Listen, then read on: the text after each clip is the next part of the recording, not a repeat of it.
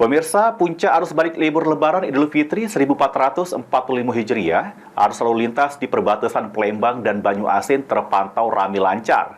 Meski demikian, sempat terjadi kepadatan kendaraan pada pukul 10 sampai 1 siang.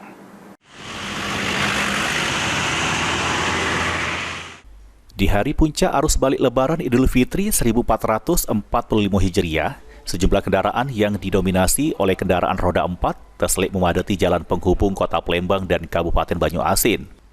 Dari pantauan tim PAL TV di lapangan, kendaraan sudah memadati jalan sejak pagi hari dan ramai lancar.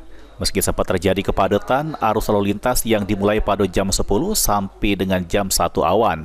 Kapolsek Sukarami, Kompol Muhammad Ikang Ade Putra ngungkapke, berdasar kepantauan, arus lalu lintas di seputaran kilometer 12 dan alang-alang lebar terpantau aman dan kondusif.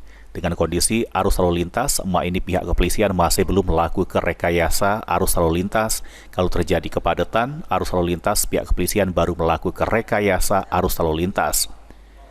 Ditambah ke Ikang, sesuai dengan surat keputusan bersama 3 menteri untuk kendaraan bersumbu 3 boleh melintas sampai tanggal 16 April KG. Pantauan arus lalu di seputaran terminal KM12 alang-alang lebar yang mana pada saat ini aman, lancar, kondusif, ya, memang terpantau ramai maupun masih lancar. Baik Pak, kemudian apakah nanti kita akan melakukan rekayasa lalin Pak untuk di puncak arus mudik ini, arus balik ini? Sementara dengan keadaan yang seperti saat ini kita masih belum mengadakan rekayasa lalin, namun apabila nanti situasi ramai dan sehingga menyebabkan kepadatan dan kemacetan, oleh karena itu kita juga harus menggunakan rekayasa lalu lintas yang ada di wilayah terminal KM12 itu. Baik Pak. Sampai ini kendaraan bersumbu 3 yang di-stop oleh pos PAM kilometer 12 berjumlah 75 unit.